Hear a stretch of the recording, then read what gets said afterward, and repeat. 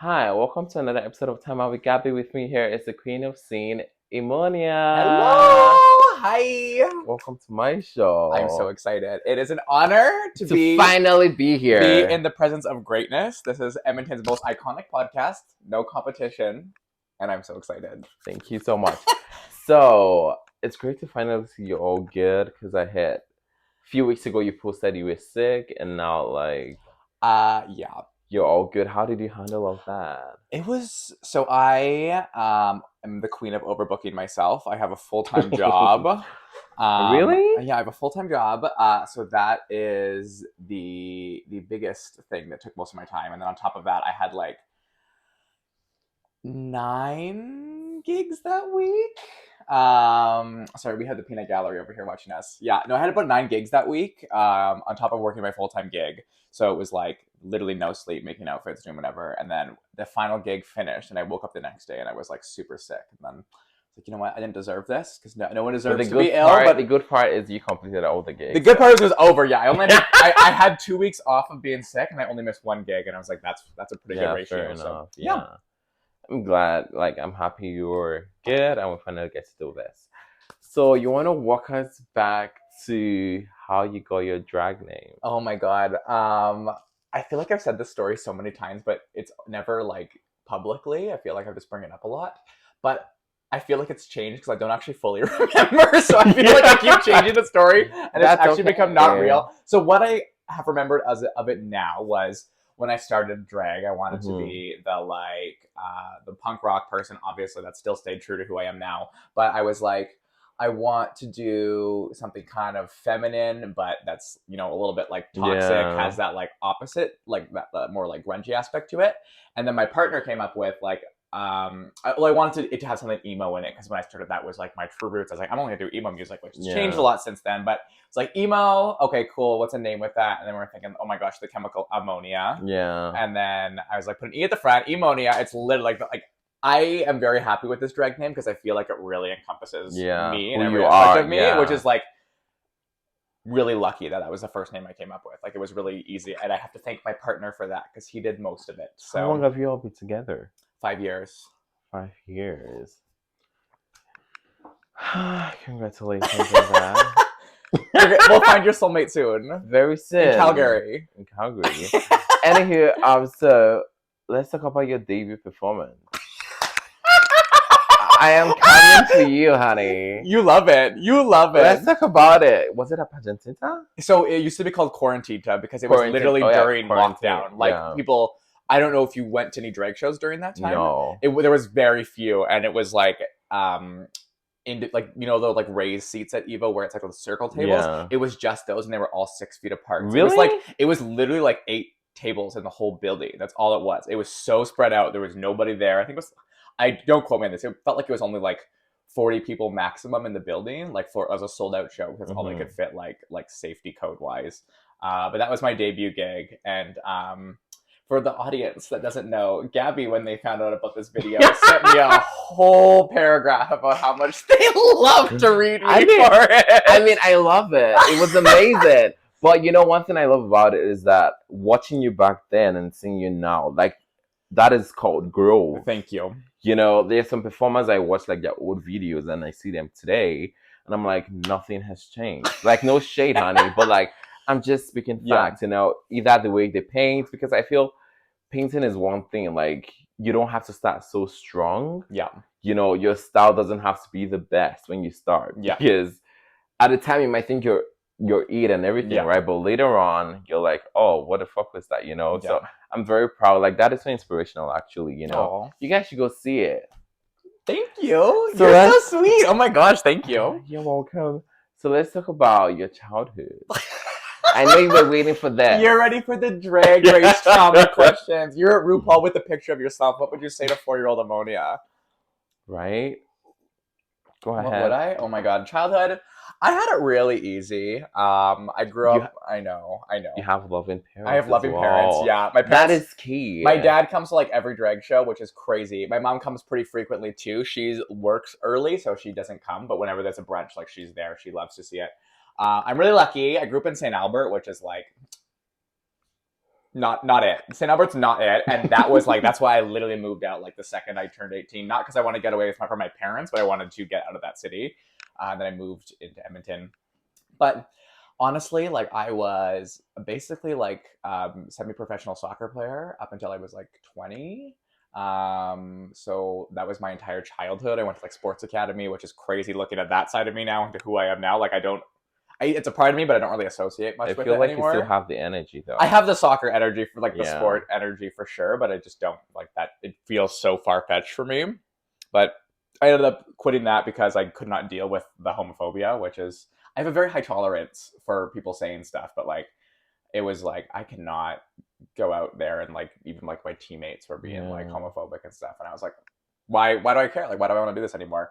Because I'm not going to single-handedly change that whole system. But yeah, I was kind of always the like artsy kid. Always like to like build things, do stuff like that. And Do you then, paint? No. Do you, Okay, do I you can draw? now, somewhat. No. So I am like literally like when I say artsy, it's more of a like it's more of a like mindset than actual talent. Like I was always like that. Like I like shop class, whatever they call it. Like I like building stuff. I like working with wood. But I love to like be building things. I was never like really detail oriented. And then I started doing drag, and then I like started learning makeup, and I was like, okay, this is where I am gonna learn this. And then I like literally my first full like 6 months of drag, I never even like really posted, but I would just sit down and just like practice drag looks in Sean and I's bedroom in our old house in like just like a corner of the room, and then make looks. And that's how I learned like blending, shading, whatever. That's how I learned to be an artist. And like still I cannot paint, I cannot draw well, but like when it comes to like makeup, I know makeup's a different story. I know I'm good at makeup. I put so much effort into makeup. You put a lot of effort, honey. Yeah, you're not just painting your eyes and your jaw and your face. You are painting. Yeah, thank you. Yeah, it took a long time to get there, and I love to tell people that story because I'm like, if anybody, I hate the cliche. If I can do it, anybody can do it. But seriously, I was so awful. I mean, like I said, from your original, debut, yeah, you know, and now that was like 8 months into drag at that debut.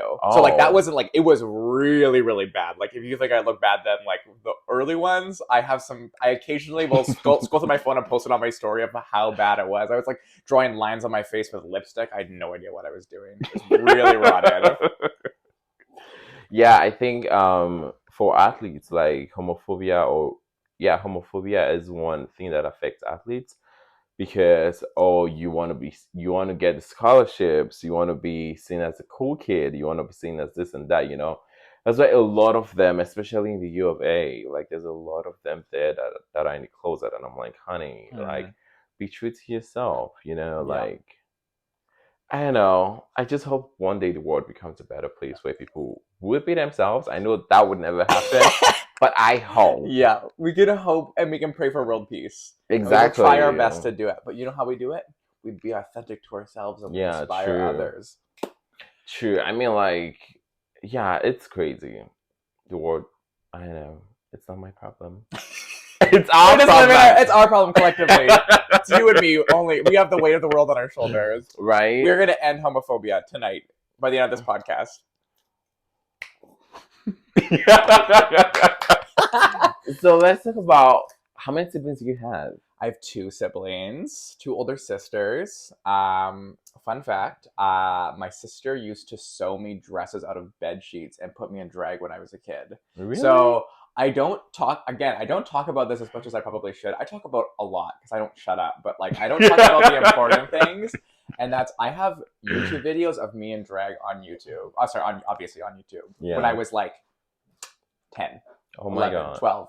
We made about like 40 music videos. Only 1 or 2 of them are still on YouTube because a lot of them was pre-YouTube. Like our hard drive crashed and we lost most of them, but I have a lot on CD still at my mom's house. But yeah, it was the 3 of us. My oldest sister, 7 years older, and then my other sister's 3 years older. And I always thought my oldest sister was so much older, and then I started dating Sean, who's older than my oldest sister, and I was like, this is really weird. Honey, the older the better. Literally. And also, Sean and I are the same age. Like, emotionally, we are the same age. He is just physically older than me. But then, how did they take it? What was your coming out story like? Oh, I was way harder on myself than anyone else was. I think that's I can't speak for everybody, but like I internalized it and thinking it was going to be the worst thing ever. I came out to my dad as bisexual, coming home from a party, blackout drunk when I was in like grade 10. And I say blackout, I remember it, but I don't know if you're a drinker, Yeah, you ever have I'm not it. a drinker, but I understand what you're Yeah, saying. there's a like that got to the point where it was like I was Conscious? conscious and I knew I was doing it, but I couldn't stop myself from doing it. And I don't try to drink or get to that point anymore. I don't Again, like that. Like I don't like being super super drunk.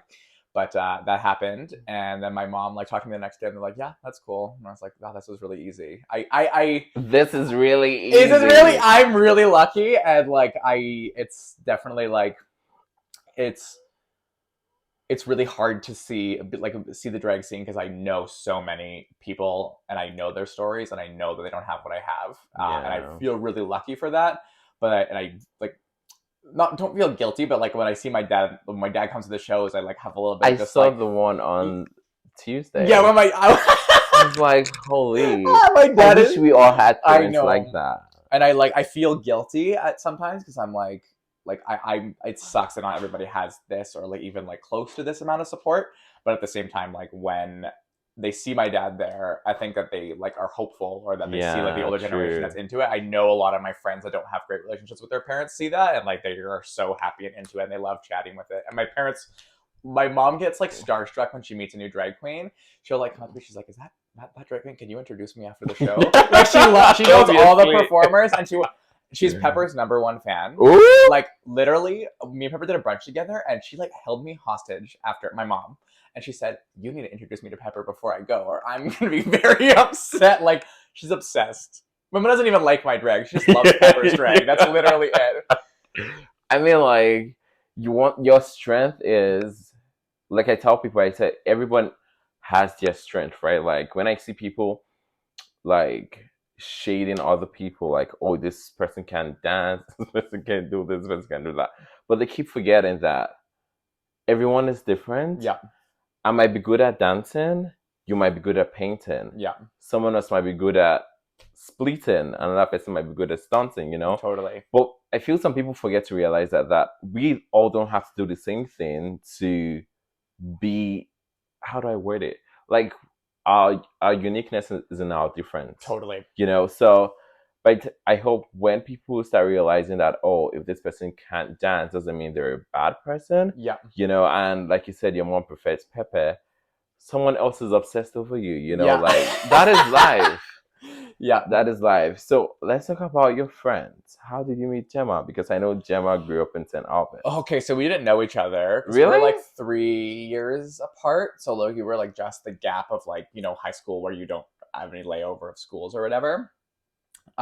So we met because I through an online drag competition there. I had to remember it. Oracle Drag Race, which Mars Dawn Oh, used to host, and I was gonna mention Mars as well. Mars Dawn hosting it at like a couple months into drag, started this drag competition, and oh my gosh, it was so funny. There was like a couple, I think it was season 3 or season 2. I don't really remember, but I remember seeing it.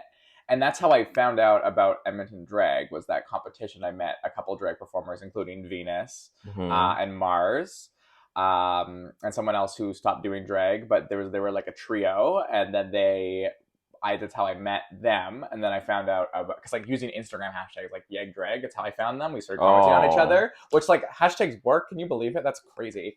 those hashtags these days. Then I mean not anymore, but like 4 years ago, yeah. Yeah, true. Um, and we met that way, and then I found out about the drag race, the Oracle Drag Race, and then I applied for it, and I got uh, put on the next season or whatever. And I didn't really know anything about like in-person drag because this was during quarantine, so Yeah. it drag was not happening in person. This was like early lockdown. And then I saw Gemma in it, and I was like, oh, this bitch is like a seasoned established performer, like in the scene. Like a lot has changed since then, and that Yeah. like like Gemma's only grown exponentially since then. But at that time, like they were like just they hadn't had they weren't owning party queens at that time, but they were like still like somewhat influential in the drag scene. And it was like I was like, oh my gosh, this person's crazy. I ended up beating them. So I've been doing drag for like And now they book you. Now I literally hold it over their head so hard. Now they book you, honey. Literally. No, but we were the top 2 of the season. It was really good. Like it was so fun. I was really messy, like in like my looks and stuff, but like I put in so much effort and I ended up taking it home in the end. Who did you fuck? It was really fun. And like now we just laugh so hard about that because it's like Mars, myself, and Gemma, like we're all like besties, and it's just funny that we can look back and like that was our meeting point. And then to continue where Dean and I are now, I was in University for Arts and Cultural Management. That's what I have my diploma in. And I had to do a practicum when I finished, and like I graduated during COVID, so there was like not much art stuff going on. So I had just started becoming friends with Gemma, like really loosely. I know, loosely. Loosely became friends. No, we weren't that close, but we were like just starting to talk. Oracle had just finished, yada yada yada, and then I was just like, why don't I like? And they had just taken over Party Queens like a couple weeks prior at that point. And I was like, like what if I like asked to like do a practicum with them, because it's literally me doing free labor for like them. Like they get a student, I get school credits, and they get someone to do work for them. And my professor was like super into it. We did that. At that point, it was just Gemma running Party Queens solo. Now where there's like 6 of us that work for Party Queens, and I say work for us loosely because we're not getting paid. We're just like we're not doing volunteers. Literally, I mean, we get like slightly paid, but the payment is so minuscule. But at that point, it was just Gemma running it. And yeah, that's how we became friends, because we just started doing Party Queens together, and then now we live together 2 years later. So yeah, I believe Mars told me you, Mars, and Venus used to live together. Yes. Yep. So what do you think about Mars? Because when I think about Mars, I think about Emmonia. Like there's this similarity. Oh yeah, I totally. know. I hope you don't take offense to that. Oh no, like, I will never be like upset being compared to people, because everyone has their strengths, as you said, and especially like Mars and I like come from. We are like very similar in that like the way we approach things. Yeah. Yes, we like when we lived together, we would have so many like craft nights, and I miss those so dearly. We did not have a bad we did not leave on bad terms. Like we're just not living together, because I had been living with 5+ people in a house for the past 3 years, and I was like, I can't live with this many people. But we couldn't afford to like just live the 2 of us yet. And I was like, well, I don't want to split up Mars and Venus, because they will live together. So we're just like, we're just gonna live it with one person. Do 3, we can do that. But that was the only reason that we split ways, for those that are wondering. But yeah, I find that Mars and I are like literally so similar in how we do things. We both like will thrift something or get like some really rough fabric, and then turn it into something, spray paint some cardboard and put some rhinestones on it, and call it a drag look. And I love it because it's cheap and it works, and it's just fun because I think we both like have really creative. We're creative, yeah. We both know how to make looks out of like nothing. Like when we get rich, we'll be set, because then we can use all the easy to work with materials and whatever. Yeah. Like we learn how to make outfits. Like I didn't start sewing until like 3 months ago. Oh my God. I made all my outfits out of like hot glue and like crafted materials, and now I know how to sew. But I did 2.5 years of drag of like making 50% of my costumes out of like hot glue and whatever. So you can make it work. Like imagine the little resources you have. Imagine if you have a lot of resources. Seriously. And even that, like I'm pretty like privileged, and I did have like, I used all my CERB money to buy drag outfits. So like I was lucky I had that. But like truly, like you need a little bit of money to make things work. But you go to Value Village, and you didn't hear this from me, but you put everything into one bag, and you go to the self-checkout, and you just scan the one bag, and you call it macaroni. Exactly. Yeah. So have you tried to apply for Canada's Drag Race or RuPaul's Drag Race? Yeah, I've applied for Canada 3 times. Really? Yeah. You get in. Yeah. You get in, definitely. For legal reasons, that's all I can say. Yeah. I mean, like, I know, like, not only for drag race, but like other competitions or reality TV shows, like people have applied and applied and Oh yeah, applied, you know, and eventually they get in. So yeah. just keep doing you, honey. I want it. But the more I apply, the more I'm like kind of content where I am, which is like I never feel stagnant because I'm always doing something, which is fun. But I would love to be on some sort of TV just to be able to get closer to making it a full-time gig. I realize I'm not going to come right off Canada's Drag Race, even if I go home first or get really far in. Like most of them don't just become a full-time drag queen, Yeah, especially if you true. live on this side of Canada where it's not like Bit on heavy, it's yeah. not as many it's way less Like opportunities. Toronto. Yeah. But like the goal one day is to be doing this Drag full drag time. full time and also be an artist manager for other performers because that's where my background in schooling is. Oh, Would be great. the Okay. goal. So one day, but I love the local scene and I'm so content where I am now. Yeah. So I mean, like, corporate is corporate for me, honey. Drag can come later when I'm tired of 9 to 5 because honestly, it is tiring. Yeah. You know, I sing as well, yes, I've heard you. and like I try to apply for some singing competitions, and they don't pick me, and I'm like, Have you applied for like just drag related ones or for other ones for too? other ones, I Yeah. applied for Canada's Got Talent, 2021 and 2022. Nice. I don't remember. They didn't pick me, and I saw the winner, a grandma. Jesus. Anywho, it is what it is. It is what it is. I remember the first time I saw you. I believe it was last year. I don't even know if it was during Halloween or not, but I believe Eva Destruction came. Oh yeah. That was when you wore the white and red. Yeah, the bird outfit. I was like, whoa. You know, I just started getting into drag. So Yeah. at the time, I really didn't know a lot of drag performers. I didn't even know what drag was. Yeah. Oh my god, calmer.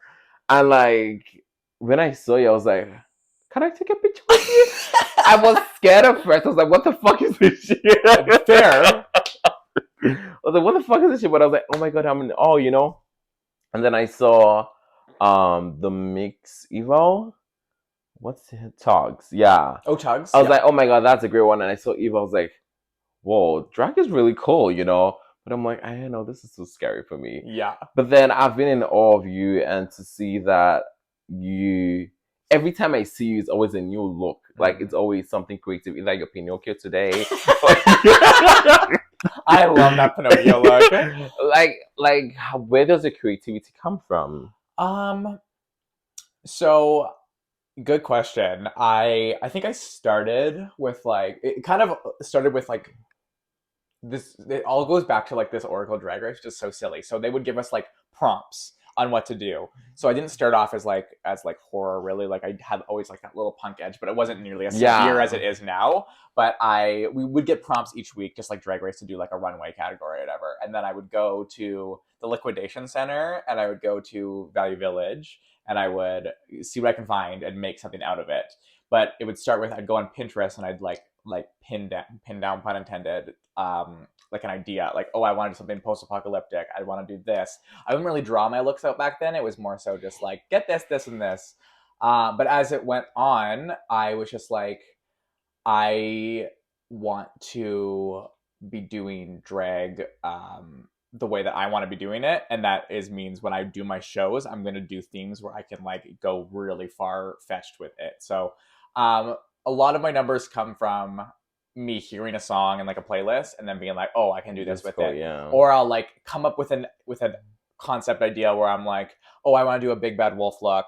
What song would be like really funny for this? And then I was like, oh, I'll do this. And then I'm lucky that I have like a background in in music because I used to be a musician, so I know how to like use editing software to make mixes, which is really helpful because it makes life way. Yeah. That is the hardest thing for because drag performers. You do what you want to do. You know, there are times I'm like telling DJs, "Oh, help me mix," and they this don't this. know. They try their best, but they don't. But also, it's so hard for us to explain what we want. Exactly. It's like, put this 3-second clip, but like, can you repeat the last word 4 times and then take out this? Like, I don't blame them, but it's hard. Yeah. Yeah, it is hard, and you're paying them. Yeah. Like, come on, honey. If you ever need it, let me know. I'll sure. For you. Thank you. But I get it. Yeah. So mostly just like I like to challenge myself by choosing the themes, but also I kind of have like a formula into shows unless I'm really burnt out and I can't do it.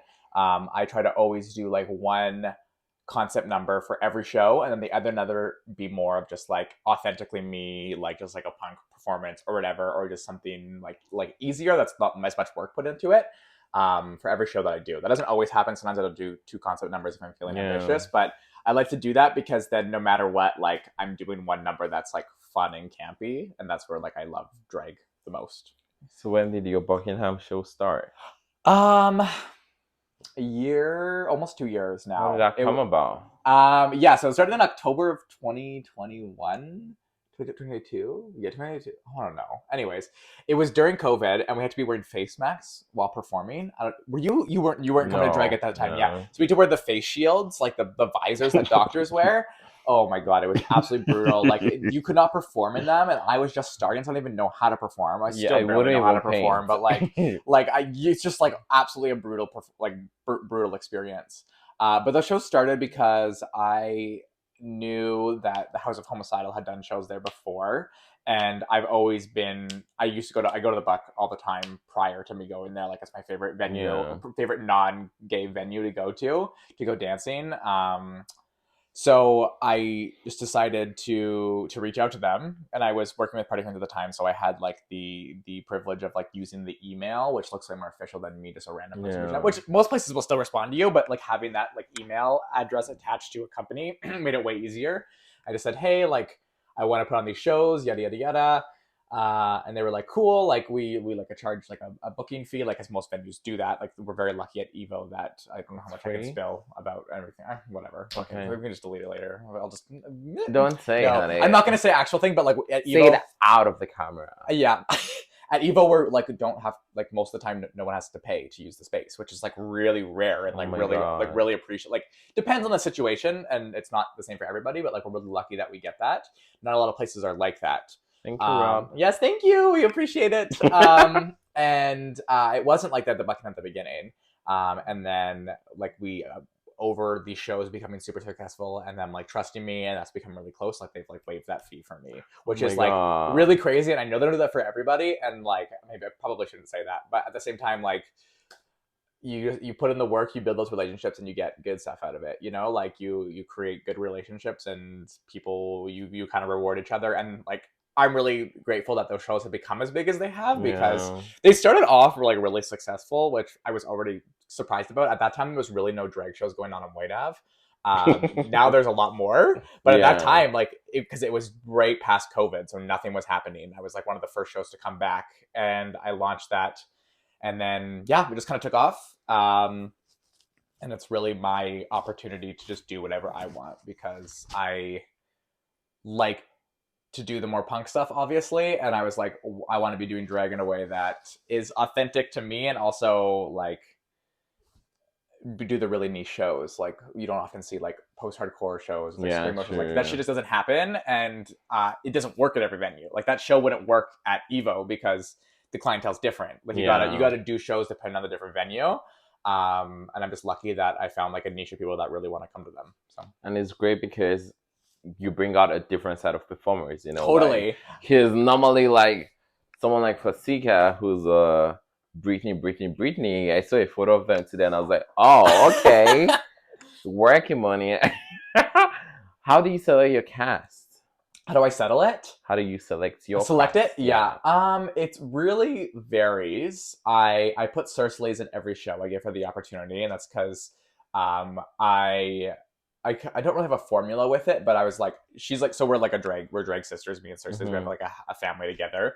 Just the two of us. It's like not like something super formal, but I just like, I met when she came back and started doing drag again. I was like, you are like one of the only people that like really have the same perspective of me, but it's different. Like you're like the more pretty dancer side of me, but we have the same taste and everything. Like it's like a perfect combination. So we get together, we make looks together, we help each other out with stuff. It's like a really good duo. But I like to like kind of get different people from different demographics. Like I like to have a more like seasoned queen, like someone like a Pepper or a Twiggy in the show, you know, to like bring that side of drag to a show. I try to do this for every show. Not every show is the same, because also like I'm doing a monthly show.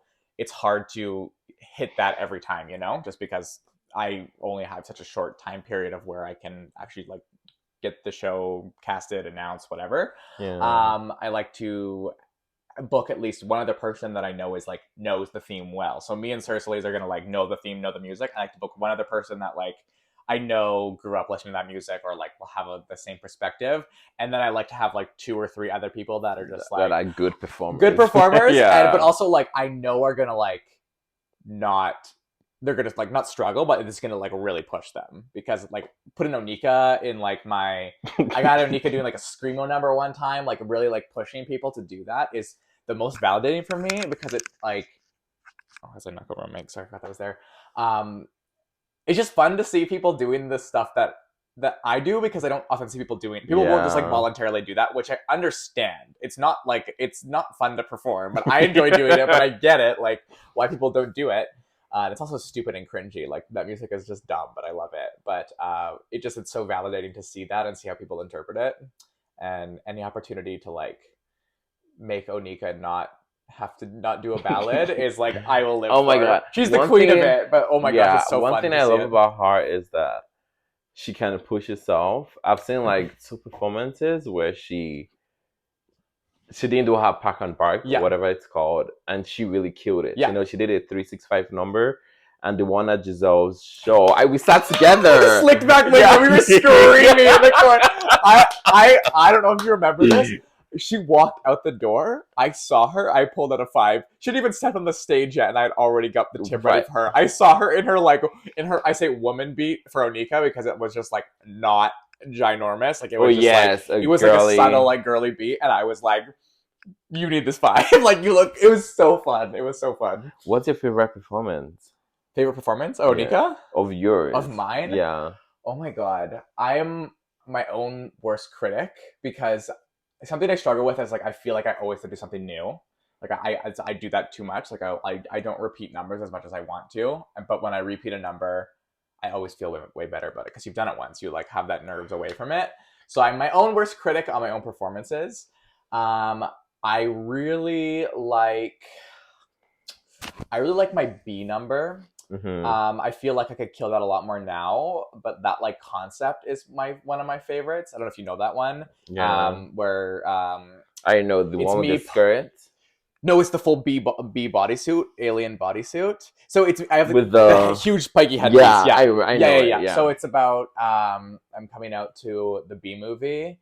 And then I'm a Bee by the Black Eyed Peas plays, and I do that, and then it turns into like a monologue from the Bee movie, and then it's about me making honey, so pollinating flowers, have this huge flower prop, and then I twerk on it, and then work Britney Spears plays. Crazy. It's my favorite one to do, but I think the most fun I have from performing, like the most fun performances I've ever had, is I do this number, Love You Like a Love Song by Selena Gomez. And whenever she says repeat, I click the boombox and the number restarts. And it's like so stupid. But it just brings me so much joy because it's just like, that is what I love about drag is like taking an iconic pop culture moment or iconic song and like twisting it. Making people think it's like, making like a joke out of it because like, there's a difference between like making a joke of something and mocking something. Like everything can inherently be joked about because everything is like ridiculous, especially in drag world. Like it's so dumb that we all do this and that people are like, we're not singing these songs, whatever. Like it's such a weird art form, but it's the most elaborate art form because we have to do everything. It's crazy. But yeah, that's one of my favorite. I also love my Someone Like You Adele number where it gets interrupted by YouTube ads. Yes. That is probably my second most favorite to perform because if the audience member hasn't seen it, they hate it. Like it's a brutal number to go through because it's so annoying, especially the end last minute where it's just all the ads like screaming at you. Like those are the numbers that I have the most fun with. One of my favorite is the one you have like a fish. Is that Nemo? Yes! The Darla number? Yeah. Oh, that is cool. I remember you were working. You were working. I think Dora that day. I remember you being in the back and you drew photos. Yeah. And you were like this bitch. I'm like they're gonna fire me, but they couldn't fire me. And they couldn't. Oh my god. Anywho, what's your least favorite one? What's my least favorite? Yeah. Oh my god. Your debut? I honestly, I'm gonna be. My debut was bad. I mean, any of my old stuff, like I don't associate with anymore. Oh my god. Okay. When was your peak era? My peak era? Yeah. It hasn't come yet. We're still going. We're still peaking. No, I'm okay. I'm taking a lot more dance classes now from Pepper, actually, which is nice. And I'm Oh, trying the to. $80 one? Yeah, it's done now. We're gonna relaunch it in the Okay. winter. I'll send you the info when we do it if you're Yeah, interested. Gemma invited me, but honey, this bitch is bro. Yeah.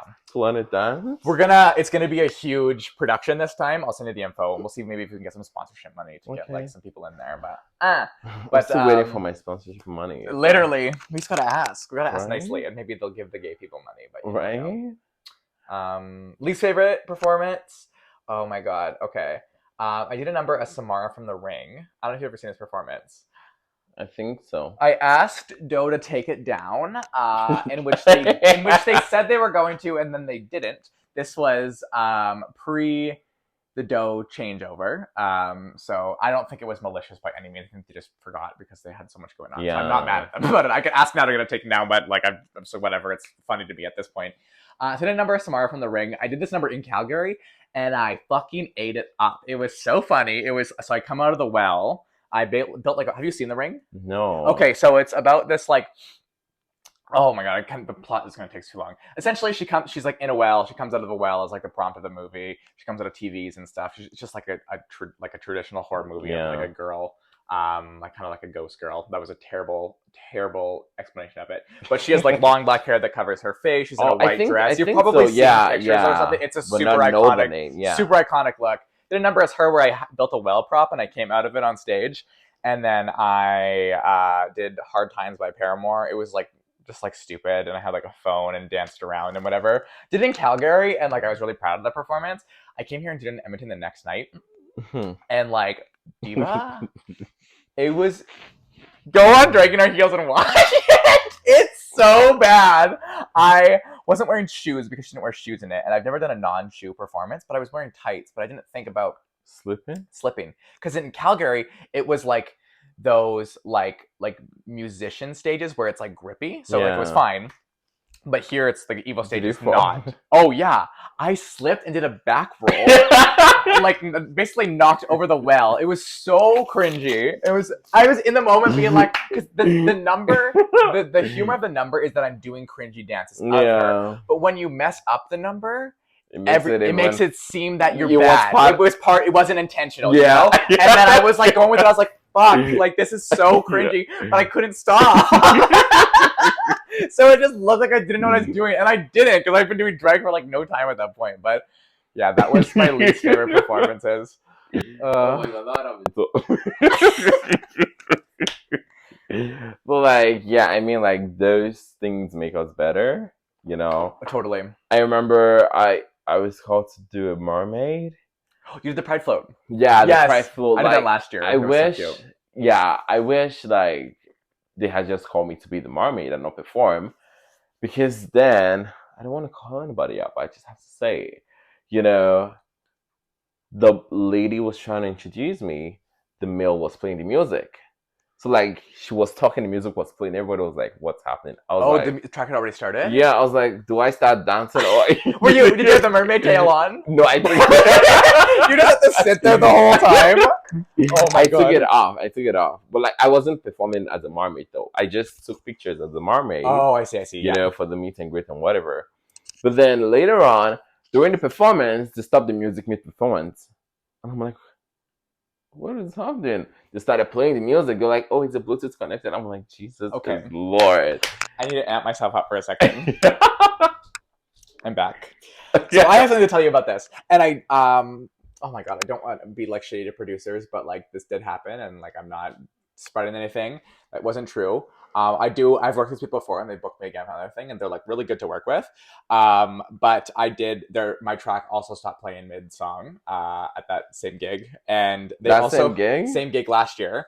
And at the same time, I submitted a mix, and like it was my shark number, like where I do California Girls, but like that song's not the most family friendly. It's pretty family friendly, but they say like sex and stuff in it. So like I bleeped over that when they say sex, I like bleep over sharks. Like I just say different words in it to like try to, and it adds to the humor about it. Instead of like put your hands up, it's like put your fins up. It's so dumb. But I'd submitted that, but then when they played the track, they just played the original version without telling me.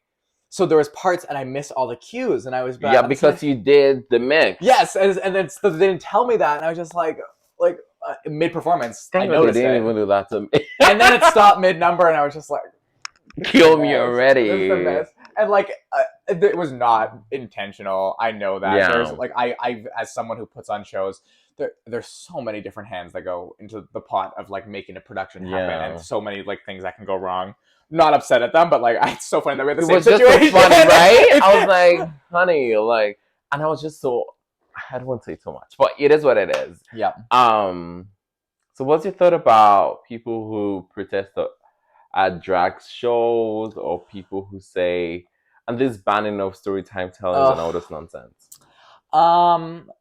It's like ridiculous, obviously. As someone who's had my shows protested before, it's like really, this is gonna be controversial. It's like really validating. Like I hate when things get violent and whatever, but like there's nothing more punk than like having like people outside like, fuck you, I hope you die, and you're like dancing around to like a family friendly song. Like it's just, they look so stupid when you see it, and like you get the validation of like the people that there are like to protect you and to like uplift your voice. Like they look stupid, so like I don't feel bad. Like it doesn't bother me that much. It does, like those protests like that don't bother me, but like when I get called really heinous stuff and I'm not in the right mindset for it, that's when it like really gets me. Like if I'm in drag, I honestly feel like that shield more to be like, no, like exactly. Yeah, I think drag makes me feel powerful, you know. Yeah.